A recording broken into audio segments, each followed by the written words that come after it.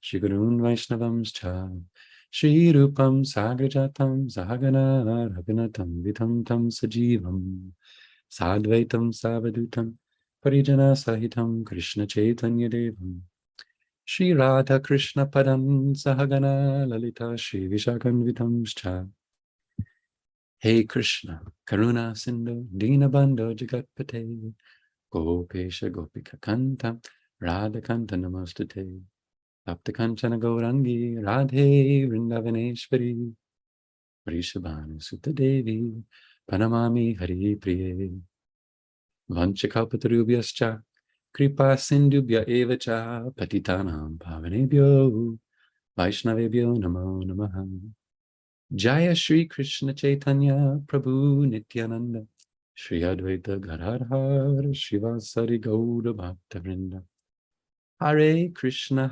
Krishna Krishna Hare Hare Hare Rama Rama Rama Hare Hare. This meeting is being live streamed. Okay. Must I consent, Agari Krishna? If there's any monetary income from the popularity of this live stream, you let me know. I'm joking, of course. Reading the verse again. A man may carry a burden on his head, and when he feels it to be too heavy, he sometimes gives relief to his head by putting the burden on his shoulder. In this way, he tries to relieve himself of the burden. However, whatever process he devises to counteract the burden does nothing more than put the same burden from one place to another.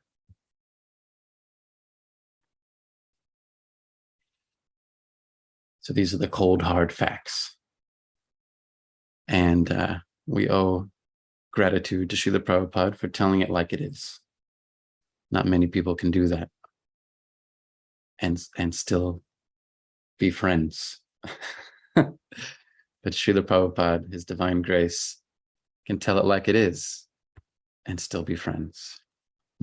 In fact, it's because Srila Prabhupada cares so much and expresses his care, has expressed his care so much, that therefore we're willing to hear from him. If someone else came up to you and said the same thing, we might not take it so well. But if someone whom we really love and who has shown that they have no motivation except for our genuine care gives us the cold, hard facts like this, then we can really take it.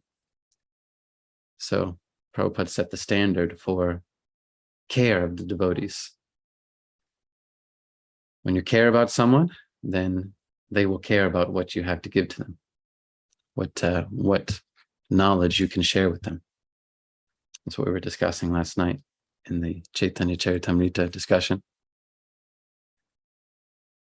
What is it, Devaki Priti? First, someone needs to know how much you care, and then they'll care about what you're saying, something along those lines. So, Srila Prabhupada cares so much. He is a representative of the Lord's compassion, an emissary of the compassion of the Supreme Personality of Godhead. And therefore, when he tells it like it is, we can really take it like it is and be benefited.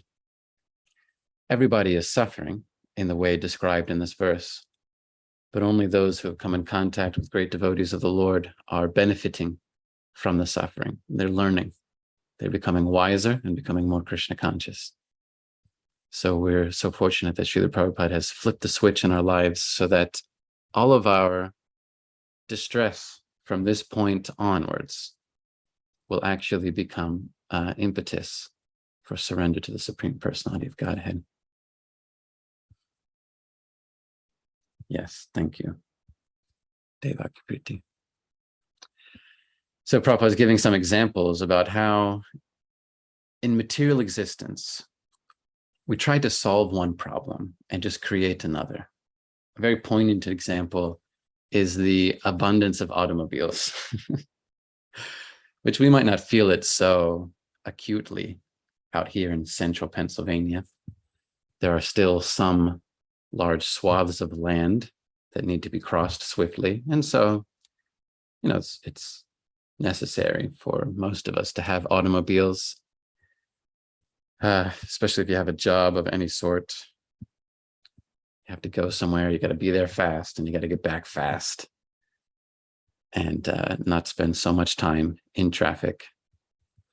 There are some places that are so congested that people would rather not go home, like Japan. I think everyone is aware of the extreme work culture in Japan, the necessarily extreme work culture, because they have a serious population problem.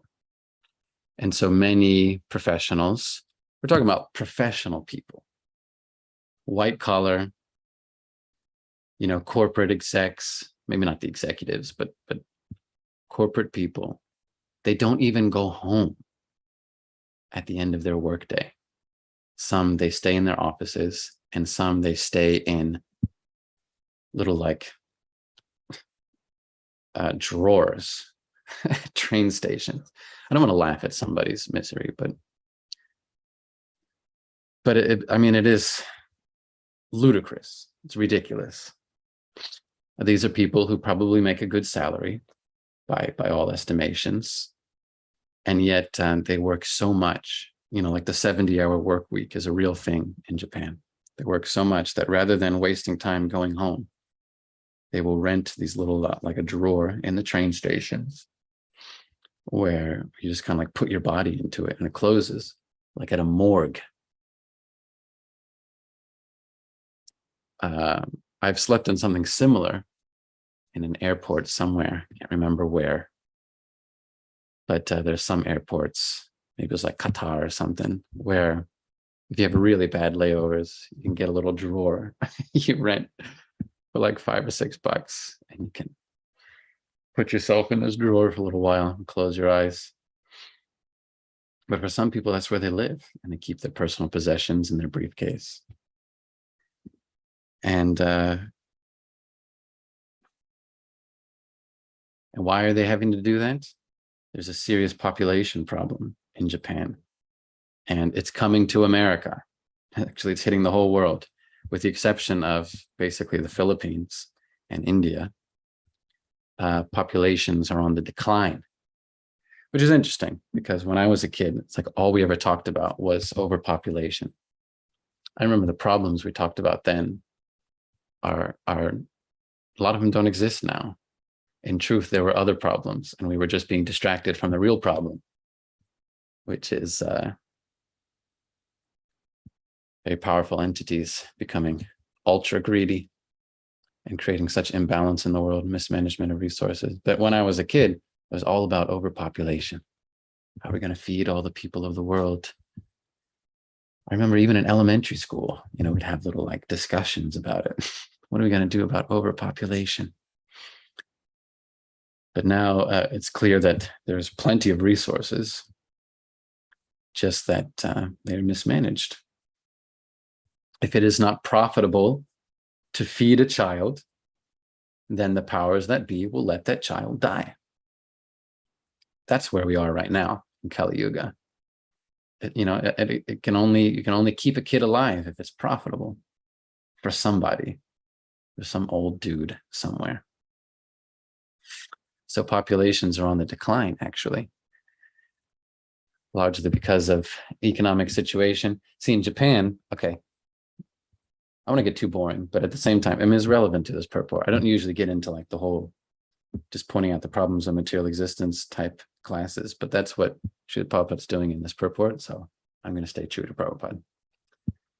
Japan, they had their big economic crisis in the 80s, late 80s, early 90s. Probably Taka Prabhu knows better.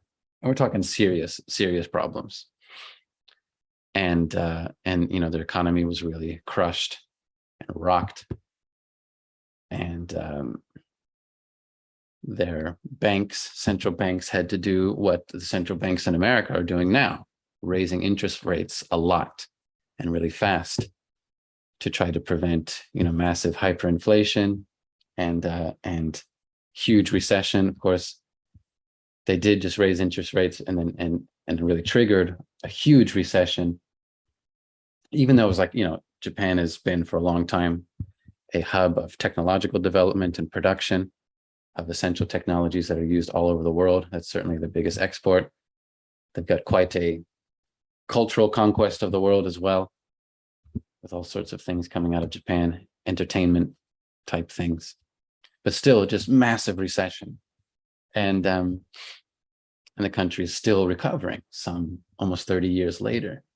And the result of these sort of massive recessions is that there's a whole generation that just works so hard that they can't, and yet still they can't even afford to have a family. They can't afford it. You know, people working 70 hours a week and they just can't afford to have families. And it's gotten so bad. The birth rate is so low in Japan, only because of economic causes. It's not like there's some sort of sterility going on in the men or the women. It's only economic causes for such a low birth rate that the government is like begging people. They've even gotten to the point where they're giving free alcohol as incentive to teenagers, hoping that they will get drunk and impregnate each other. This is real news. I'm not even joking with you.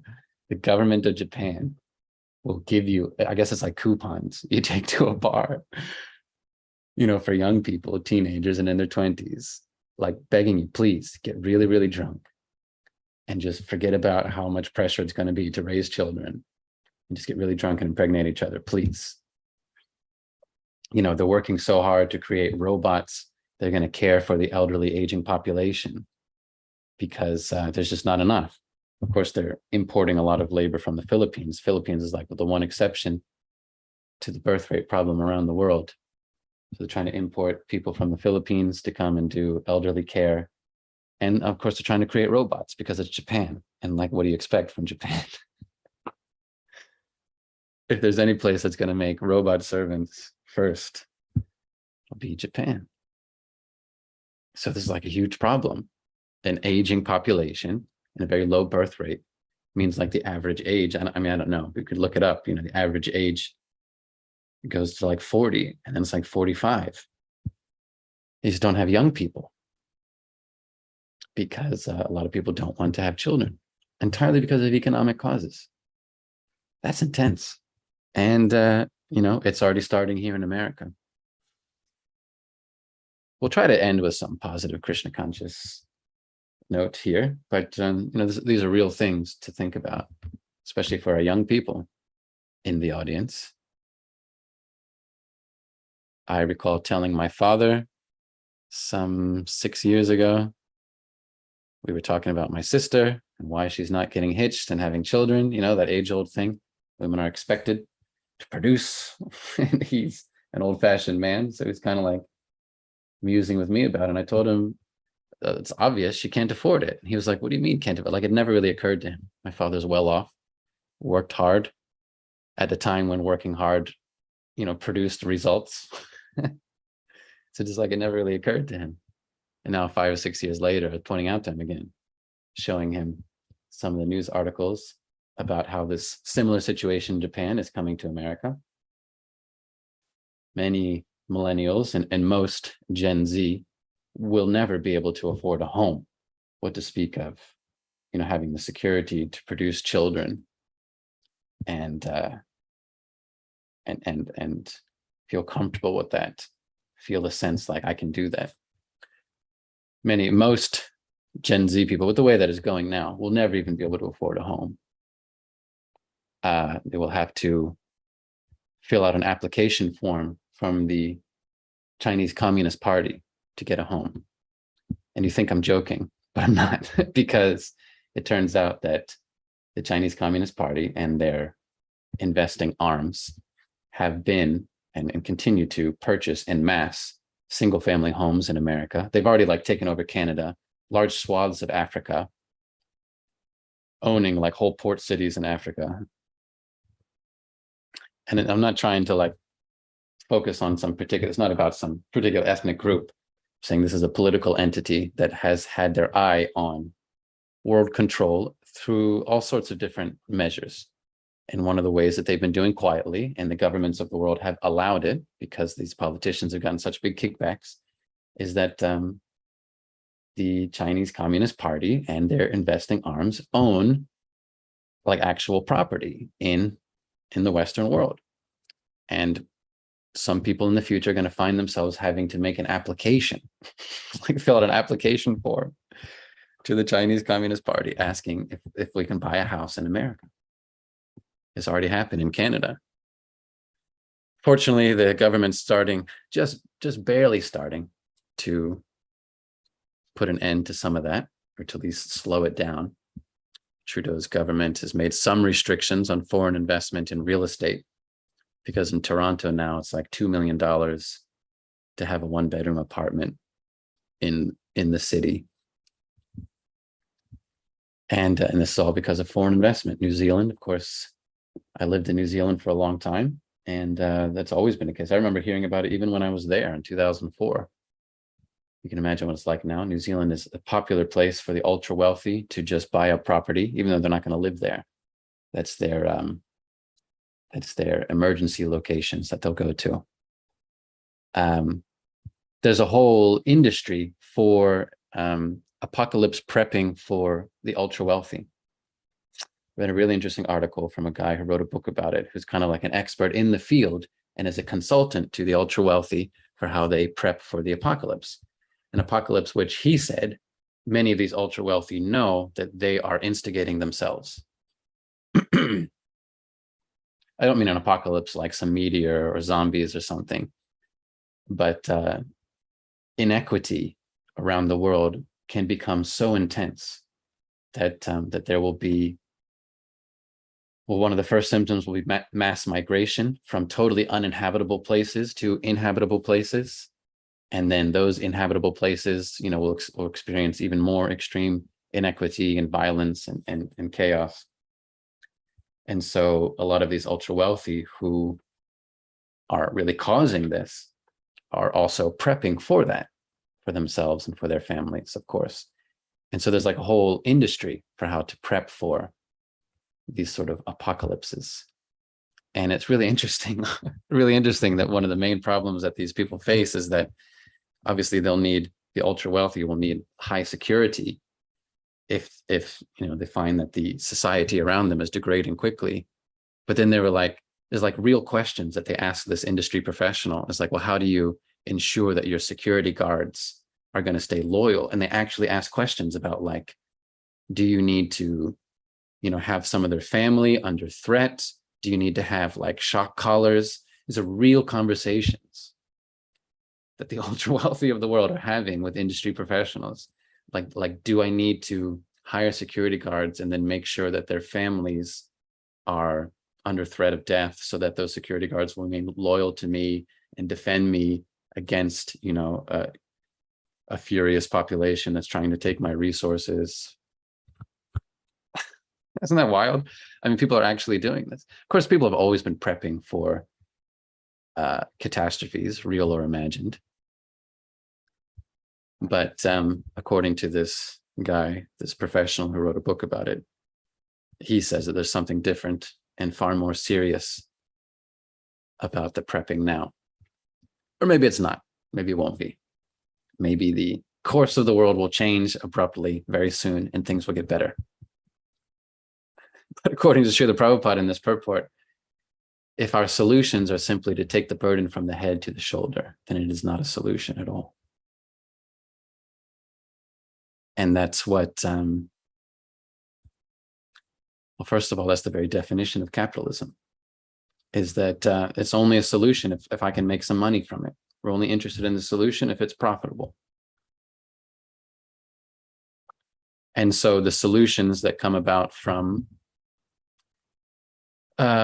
capitalism are just another burden.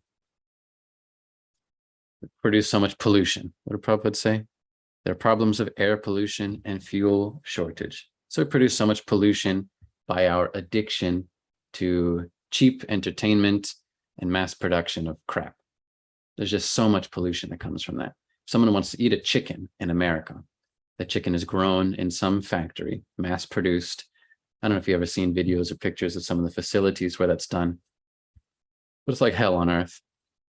They're grown in these facilities, and then because there are labor laws in America, it's too expensive to have laborers processing those chickens in America. Although there are some, of course, there's one just around the corner from Gitanagari. But a lot of times these chickens are then put in a ship, shipped to China, processed there. They're cut up, cleaned, cut up, packaged, shipped back to America, and then sold. And that's cheaper than like hiring some locals to do it. So that, these are the sort of solutions that come about from this sort of mentality. And we've normalized that. We can call it one ism or that ism. Right now, the ism is capitalism. When capitalism ends, which is inevitable, there will be something else, which will be slightly better only for a short while, and then it will be worse. Just like capitalism, slightly better than the I don't know what we had before that, the pre-industrial feudalism of the, I don't know, 15th, 16th, 17th century, before capitalism really became a thing. Capitalism was slightly better for a while, and then it got worse. Now there's a whole genre called late stage capitalism. You can read all about capitalism in its later stages. It was a great idea when Adam Smith wrote the book Wealth of Nations. But now we see that it's extremely destructive. The effect that human beings have had on the earth in terms of use of resources and the pollution and the inequity has increased exponentially only in like the last 100 years, more so than thousands of years before that. So this is the example. You take the burden from the head and you put it on the shoulder. You solve one problem, but it just creates more problems. I read another interesting article, The Right to Capitalize on Others. Yeah. Speaking of capitalizing on others, I read another interesting article that said that when it comes to labor, actually people are worse off than they've ever been. Here's an interesting comparison to the Middle Ages. Now, there are a lot of other ways in which life is better than the Middle Ages. You don't just like die from the flu at the age of 25 anymore. Well, some people died from coronavirus at the age of 25, so maybe life isn't that much better. But at least in terms of labor, actually things are so much worse than it's ever been. First of all, as I mentioned last week, there's more slaves now than there have ever been in recorded history. Right now, we like to think that, well, there's no slavery in America. That was a dark period and it's all gone. And it's still very controversial even to like learn about it. But there's actually more now than there have ever been before. An estimated 27 to 50 million slaves around the world, mostly in Southeast Asia, where the population is booming. But even for normal people who work and who labor, it's worse now than it's ever been. There's an interesting article which compared laborers to the Middle Ages. If you were like a cobbler or a potter or a farmer, a blacksmith or something in the Middle Ages, the stark difference between your work life then and the work life now is that then you owned everything. Practically everybody was an independent business owner, and you paid some tax to the local lord or king or whatever, and the tax you paid was some of what you produced. If you produced some food, of course, you gave that as tax. We read about it in Bhagavatam. When Nanda Maharaj went to Mathura to give some tax, it wasn't like money, it was actual grain and dairy products. Because they owned the production of their work, their labor. And they had they owned the skills. And of course, you might say there wasn't so much social mobility. There are other problems. If you're born in a family of carpenters, it's probably just what you did. You also became a carpenter. But at least you owned your skill and you owned your labor, and you could charge some amount for it or barter as you like. And if you produce something, you had that thing which you produced. Then comes the Industrial Revolution. And some people got the clever idea that we can produce stuff in mass if instead of having one person make the whole product, you have many people just making one part of the product. One person turns the wrench, 1/4 clockwise, and another person turns the wrench halfway, counterclockwise. And this way you just get a whole bunch of people doing one little part to produce one product. And it's faster. It's efficient, yes, but those laborers don't own any of it. It's only owned by the capitalist, by the one who owns the factory or whatever. And that was kind of a clever idea, and it caught on. And I guess just like we put the burden from the head to the shoulder, it solved some problems for some people. I guess there was more consistent labor. Some people had consistent work and income. But now we find ourselves about 150 years later where there's very little ownership amongst a whole generation of people. 2 generations, actually. Millennials, Gen Z, and I don't know what's going to happen with Gen Alpha. That's the next gen. Those are my kids, Gen Alpha. But the trend of ownership is less and less. People don't own homes. People obviously don't own the results of their labor. They don't own homes. Many Gen Z people will never own cars, which is maybe a good thing, for the environment, for traffic, because there are too many cars on the road. Actually, but here's my point. Just because they're not owning doesn't mean they won't be using. People are forced to rent because they cannot afford to own. People are forced to rent cars. A lot of people will not own, there's new plans on the market for people, if you can't buy a car outright, you haven't got 20, 30, 40,000 for a car, you just like rent from a company that does everything. That they do the title, they do the insurance, the maintenance and whatnot. You just pay a rental cost, but you never own it. Same with homes, same with digital media. I don't know if you knew this, for those of you who might be using some streaming service. Personally, I don't use anything that's requires a subscription. I hate subscription model businesses, so I don't really do streaming. But you might think that I purchase something, some music, some film, an ebook even. But in a lot of cases, because none of us read those, terms of service, all those conditions and whatnot. In a lot of cases, you don't actually own it. The digital media is just rented long-term. And it has come out where there's been real lawsuits, like against Amazon. Somebody thought, I purchased this digital content, and they took it to court, and of course have decided in favor of Amazon that actually, it was in your terms and conditions that you didn't read, that you don't really own it, and they can take it back. So there was a case where some man, he thought he purchased a movie or something, and then some years later he came and found it wasn't in his digital, however it is you watch the films, library. And he was like, where's my movie? And he took Amazon to court, and they said, well, you don't own it. We took it back. So this industrial revolution happened, and it shifted the burden from the head to the shoulders. Now we'll have whole generations of people who won't own anything. The Chinese Communist Party will own it. Chinese Communist Party owns large parts of Africa, and they're coming to America. And again, it's nothing about a particular race. It's about the very small number of people in that party who are just bent on getting everything. Of course, it's not just the Chinese doing it. Foreign investment in property, real estate. It's, everybody does it. Probably America does it. I don't know where.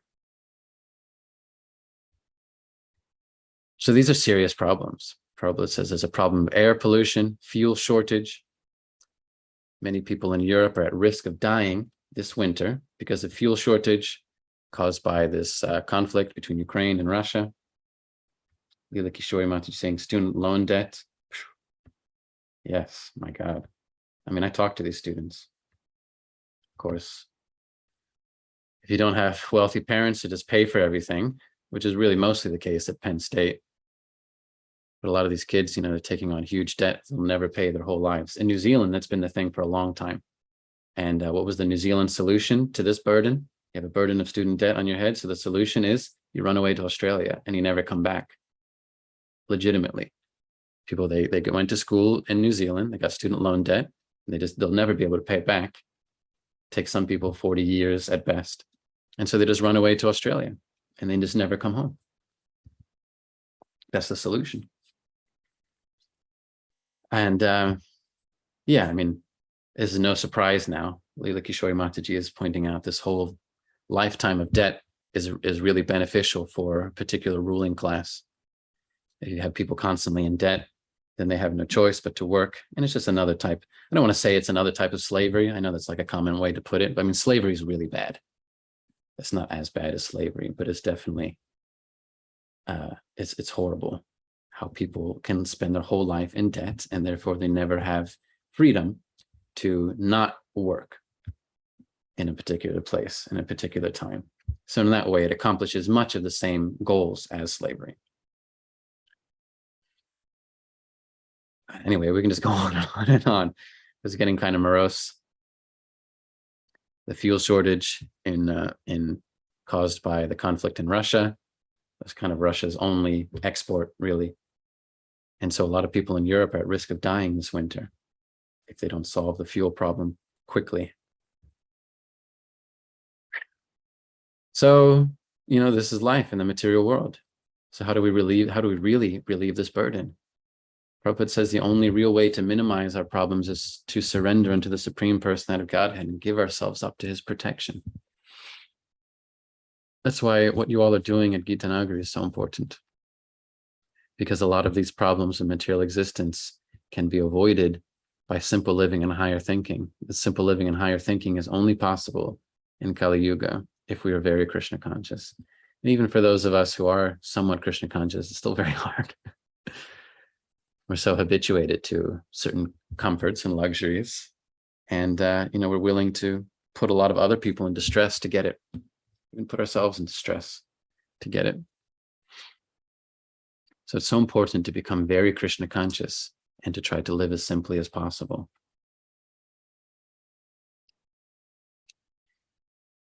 Because this is really happening. All the stuff that we're talking about, what Prabhupada is writing in this purport from many years ago, is only becoming more and more true every day. And if we cannot live simply and be satisfied in Krishna consciousness, we're just going to exacerbate the problems individually and collectively. So it's very important that we become very Krishna conscious so that we can live simply and not just shift the burden from the head to the shoulder and create other problems with our imagined solutions. And then this example being set by the devotees at Gitanagari is just, it's so important. So important to be able to tell people that, to show people that. We brought some student guests to Gitanagari last weekend. Was it last weekend? Yeah. On Sunday, we brought 7 people, I think. And it was really nice. For many of them, of course, they've never seen a farm before. There was one girl, however, who had some dairy experience. And she was very excited. And we were talking about it again at our program on Thursday. She loves the cows. Let's see if we can get her to come back some more and get into it. But for a lot of other people, you know, they just never see that lifestyle is possible. And so if they can go to a place like Gitanagari, well, there's no place like Gitanagari. So if they can go to Gitanagari and see devotees living a lifestyle, which is simple living and higher thinking, then they'll know that solution is really possible. And that's very important, especially for these young people who are college students and who are about to enter into the debt to death life cycle, to see that there is an alternative. So it's really important to get that out there. It's really important. And to get it out there, we have to be very Krishna conscious. We have to really show people that, hey, we are trying to apply this solution to the problems of human existence, material existence. We're not just shifting the burden from the head to the shoulder, but we're trying to live simply and think deeply of Krishna consciousness. It's so important to make it clear that it is possible. So I hope we can work together to do that. I'm not the one who's living simply. I mean, trying to live as simply as possible, but in comparison to the devotees living on Gitanagari and in that area, of course, I still feel that there is excess in my life I'd like to cut down. Well, we can all work together to make it clear that this alternative is possible, and that really solves the problems of human existence. And then we can make true the statement of the gopis. Tavakatamritam tapta jivanam, because this is us. We're tapta jivanam. Tapta jivanam. We are jivas burning in material existence. That's what tapta means. Tapta, like tapasya. Tapa means burning. Because that's how you feel when you're doing some tapasya. It's like it's burning. It's purifying, hopefully, but not always. For most people, tapta jivanam, they're just burning and it's not purifying. They just want to shift that burden from, like when you're holding something really hot, you take something too hot out of the oven, and it's burning one hand. So you throw it in the other hand, but then it's just burning that hand. So you throw it in the other hand. It's exactly what this verse and purport is pointing out. So most people, they're just burning their hands, trying to shift it, pass it between one hand and another. Tapta jivanam. But the gopis are saying, tava katamritam, that the nectar of your words and the description of your activities, your lila, the lila of Kishori, Srimati Radharani, the prema of Kishori, Srimati Radharani, Lord Damodar. Everyone has so many nice Vrindavan names here. Prema Kishori, Lila Kishori, Parameshwari, Devaki Priti.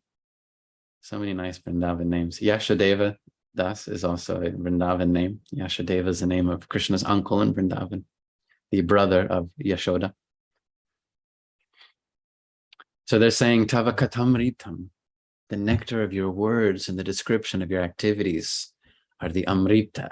It extinguishes that tapta, the burning of the jivas.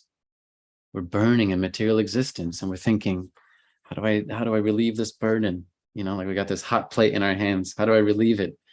Should I shift it to this hand or shift it to that hand? No, just put it down. So when we indulge in the Leela, Krishna, hearing the words of Krishna in Bhagavad Gita, Srimad Bhagavatam, in the holy name of Krishna, then it extinguishes this burning. That's what they're saying. Tavakatamritam tapta jivanam. This is one of those Gopi Gita verses wherein the first and the seventh syllable are all the same. It's amazing poetry. Tavakatamritam tapta jivanam kavi bir iditam kalmashapaham shravana mangalam shrimaratatam bhuvi grinanti bhurida jana. The nectar of your words and the description of your activities are the relief for the burning of the jivas in this material world. Kavi biyariditam, that it's sung by great poets. Kalmasha apaham, destroys all the sin, all the fault of this material world, right? Because we are at fault for shifting the burden from the head to the shoulders. That's our fault. But they're saying the description of your activities, the nectar of your words, it destroys all of that fault. That's why we're finding ourselves, having practiced Krishna consciousness for some time, we no longer want to create unnecessary burdens. Our fault has been rectified. It's really happening in the heart. You can look in your heart and see, I no longer have that fault of wanting to create unnecessary burdens, shifting the burden from the head to the shoulders. So what the gopis are saying is absolutely true and scientific. Kalmashapaham. Shravana Mangalam. Hearing about it is so auspicious. Mangala, like the Mangala Arati. Shravana Mangalam. Even these kids in state college, these university kids, it's so auspicious that they just hear. We had such a nice program on Thursday. Uber Prabhu's not here in the morning. Uber Prabhu can testify. It's such a nice program, such ecstatic kirtan, discussion. And it's just so auspicious that even for some of them, the first time they're hearing the holy names, hearing just a little bit of Krishna consciousness philosophy, I saw people's like wide eyes, faces lit up, ecstatic. That's the Shravana Mangalam. It's so auspicious. And Srimad Atatam, it's so beautiful. That part is self-evident, of course. Such beautiful chanting. Dasa Prem was there. He led kirtan. Intense kirtan. Shockingly intense.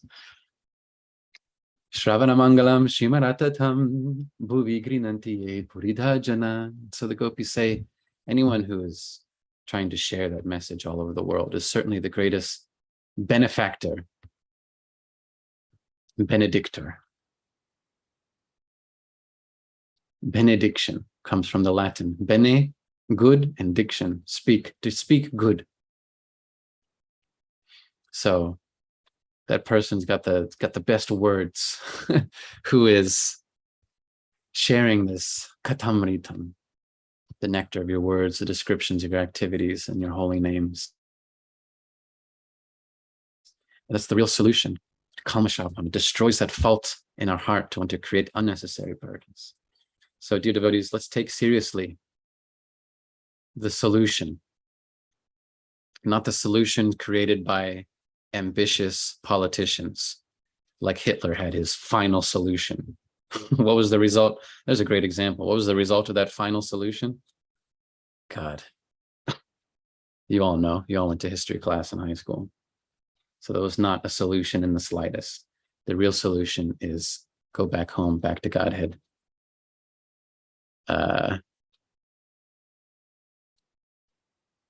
What's the verse? Chapter 4, text 9 of Bhagavad Gita. I'm going to finish on that. That's the real solution. Who can recite it faster than I can find it? I win. Janma karma chame divyam evam yoveti tattva tyaktva deham panar janma naitimam iti sorjana. One who knows the transcendental nature of my appearance and activities does not, upon leaving the body, take his birth again in this material world, but attains my eternal abode. O Arjuna, that's the real final solution. Apparently Hitler read Bhagavad Gita, but he must have missed that verse. All right, what a weird way to end a Bhagavatam class. Hare Krishna, Grantaraj Srimad Bhagavatam ki jai, Srila Prabhupada ki jai, Gitanagari Dham ki jai, Nitai Gaur Premanandi, Hari Hari Bo. Any comments or disagreements from our devotees? Nope. Okay. Thank you, dear devotees, for tuning in and for listening. And we'll see you in the spiritual world. There actually is very thought-provoking class, and there's a lot that could be said. We don't have time for a lot of discussion, but sparked a lot of thoughts in my mind anyway. For example, the discussion of capitalism and the evils of capitalism. Srila Prabhupada had much to say about capitalism versus communism. Srila Prabhupada tended to socialism and capitalism, he kind of lumped together under the word communism. He referred to both ideologies as communism. He spoke disparagingly of isms in general, but amongst all the isms, he had interesting things to say about communism, which he thought was the greater evil. But he spoke of spiritual communism, a way to improve upon the concept of communism. He described capitalism and communism as being the ideologies of the Vaishyas and the Shudras. The Vaishyas are the capitalists. Communism is the ideology of the Shudras. The Shudras can't produce by themselves. They become envious of the actual producers or the Vaishyas. So their solution for the inequity is that everything should be shared so that we get a larger portion of the produce. Anyway, so but Srila Prabhupada felt that these were all problems, But he said that of the two, of capitalism and communism, said the capitalists are animals, but the communists are big animals. And he actually explained that part of his interest in preaching Krishna consciousness in the United States is that the United States had the capacity to keep the communists in check. But he did explain that ultimately the communists will prevail because they are the majority. The majority of people are Shudras, and they ultimately the world will go the way of communism, which he felt would I can't remember how he put it, but he described it would result in absolute ruination. But he said that the solution is spiritual communism, which means that rather than having the state at the center, or the state owning the means of production, that Krishna should be at the center. So Yes. I have a file collection of Srila Prabhupada's quotes on this subject matter, but we don't have time to delve into that. Anyway, I think it's being demonstrated very nicely at Gita Nagari. Everyone's laboring and working hard, and there's some results, but there's not like one person profiting from it. Of course, it all goes to benefit Krishna's enterprises, to expand Krishna's glories. And there's a good example. It's a microcosm. I don't know how much it could be made into the norm in human society these days, but it is a good example of spiritual communism at Gita Nagari. Do you agree, Tarika Prabhu? Yes, and Srila Prabhupada felt that demonstrating these examples was hugely important, that we could demonstrate an actual solution to the problems of life, and that people would take to this readily as the conditions in the material world began to increase. But it was a hugely important thing for him. Have a collection of those quotes also. If you look at all of what Srila Prabhupada had to say about our farming communities, it's Shri Shri Radha Jai Shri Radha. Thank you, Tarika Prabhu. We always appreciate your wise insight and your experience and your thoughts. Of course, you understand a lot of these things very well, owing to your experience over many years in this world and with Srila Prabhupada. So thank you. I guess we should finish now and pay our due respect to the Lord. So again, thank you everyone for tuning in. Hare Krishna.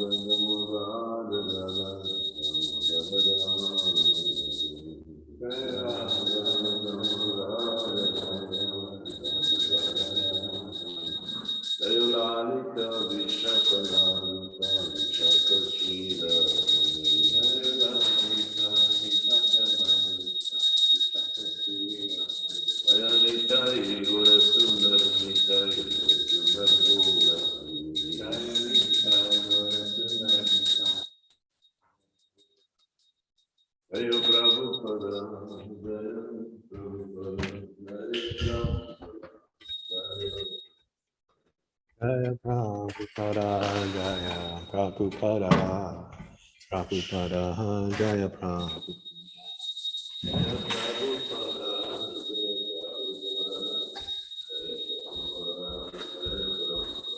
Jaya Prabhupada, Jaya Prabhupada, Prabhupada, Shiva Prabhupada. Krishna Krishna Jaya Srimad Bhakti Vedanta Swami Namo Shivaya Krishna Prasthaya Dusave Srimad Bhakti Vedanta Swami Namaste Saraswati Devi Gauravani Pracharine Nirvishesha Shanyavadi Paschatya Deshatarine Namaste Saraswati Devi. Or repeat. Gauravani Pracharine Nirvishesha Shanyavadi Paschatya Deshatarine Guru Charanam Devalavati Sadhguru Guru Charanam Devalavati Sadhguru Andhapuri Sadhguru